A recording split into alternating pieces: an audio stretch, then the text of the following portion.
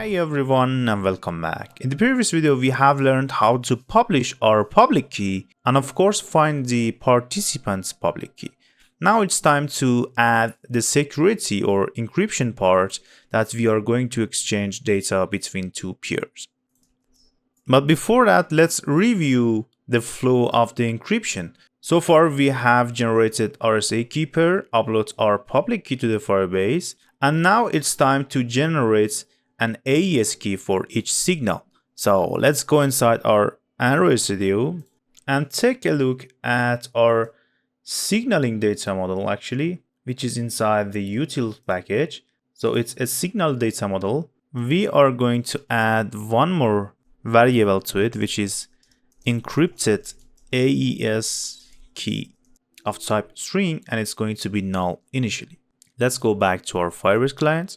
As we spoke about it, whenever we want to update participants' data model, which is here, all the encryption magic is going to happen here. So this is each signal, right? We'll create an AES key using crypto session, get AES service, and generate a key with length of 256. Now let's get the base 64 string version of it, which is possible using AES service, and convert key to string and pass the AES key to it.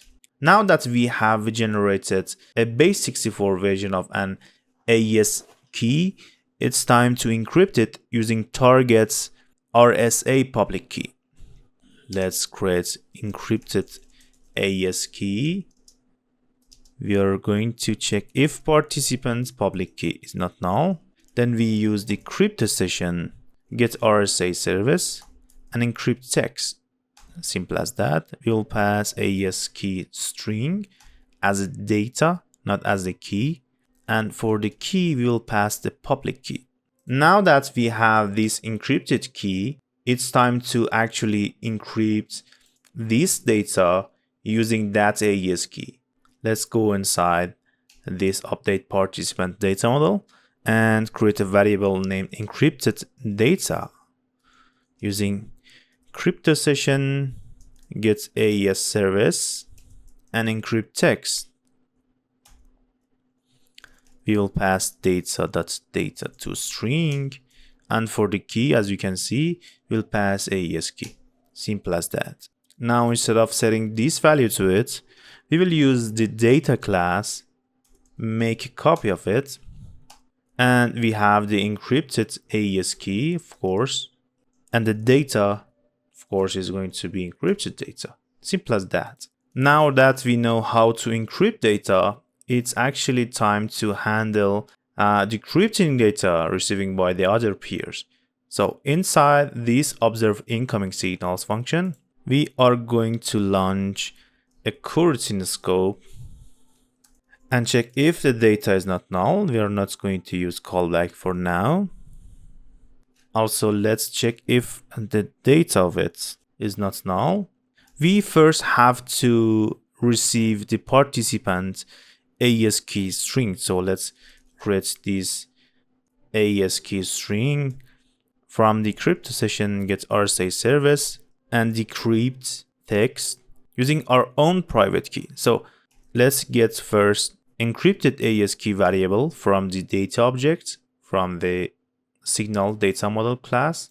Here we will receive this one first, and we will pass our private key because this key is encrypted using our public key. So we are able to decrypt it using our private key based on RSA or asymmetric cryptography facts.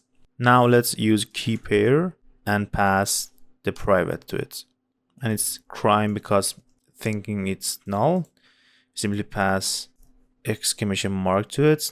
Now let's convert it back from base 64 to actually a secret key. Decrypted AES key is going to be crypto session, get AES service, convert string to key, and we will pass this participant's AES key. Now it's time to decrypt data, which is encrypted using this key. So decrypted data is going to be crypto session, get AES service and decrypt text. So we'll use it.data to string and pass decrypted AES key. Now it's time to use callback and pass it.copy and make data to new data that we just decrypted, decrypted data. So far, that's everything that you needed to add to this project to secure signaling for WebRTC. Let's run emulators and test if everything is working well. We should be able to see that users are connecting successfully. Looks like we have some issue here. Let's go inside the log and see what we can realize what's going on. Yes, it's because we forgot to wrap participants data model to the JSON version. So let's use Gson.toJson and then pass it to it. Let's rerun our application. Yep, the ICE and SCP is being exchanged and connection should be established any second. So if you take a look at the panel, if I send a message here, you can see the target's data is going to be some encrypted data, and the key is going to be encrypted using RSA key. So this is an AES key that is encrypted using public RSA key of this user. So now this user knows how to decrypt this AES key, which is encrypted using his own public key, and then retrieve this AES key and decrypt the contents body or the data body of the whole signal. And that's how securing WebRTC signaling with cryptography works. Hopefully you have learned something from this tutorial.